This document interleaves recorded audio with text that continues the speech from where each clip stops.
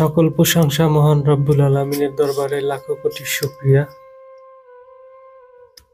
যে মহান আল্লাহ তাআলা এখন আমাদেরকে বাঁচিয়ে রেখেছেন।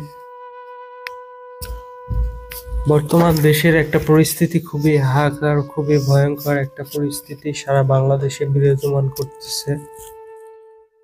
তো আজকের আপডেট সবচেয়ে খুবই বেদনাদায়ক নিউজ। রাজধানীর করাইল বস্তিতে খুবই ভয়াবহ অগ্নিসংযোগ ঘটেছে, যেখানে ফায়ার সার্ভিসের 18 থেকে 20টি ইউনিট নিরলস পরিশ্রম করেও সেটি নিয়ন্ত্রণে আনতে পারতেছে না, হিমশিম খেয়ে যাচ্ছে। হাজারের উপরে ঘর একদম পুড়ে ছাই হয়ে গেছে। তাদের থাকার যে একটু আবাসন সে নিঃসঙ্গ হয়ে গেছে প্রত্যেকটা মানুষ।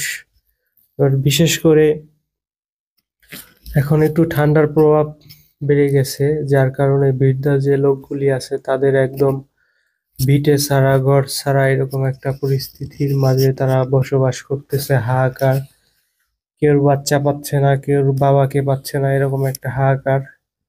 তো এগুলা মিডিয়া আসলে প্রকাশ করতেছে না কেন বুঝতে পারতেছি না।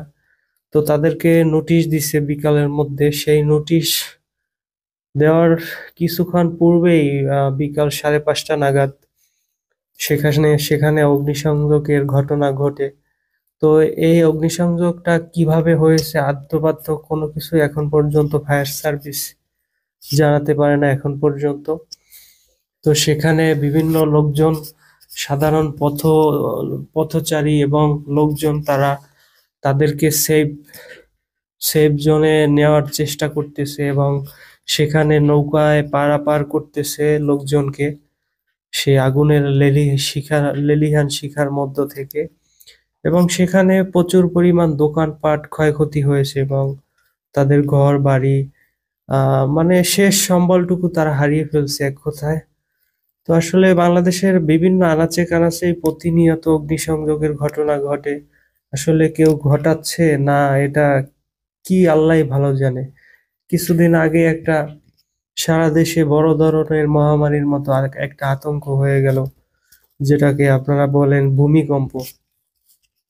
যে ভূমিকম্প মানুষ 70 থেকে 80 বছর প্লাস তারা কখনো এই ভূমিকম্প দেখে নাই, শোনে নাই, শুনছে বাট দেখে নাই নিজ চোখে। সেটাও হয়ে গেল, মানুষ খুবই আতঙ্কে। আসলে মানুষ কি নিয়ে বাঁচবে? এই দেশে তো বাঁচার কোনো সিচুয়েশন নাই বলতেই চলে।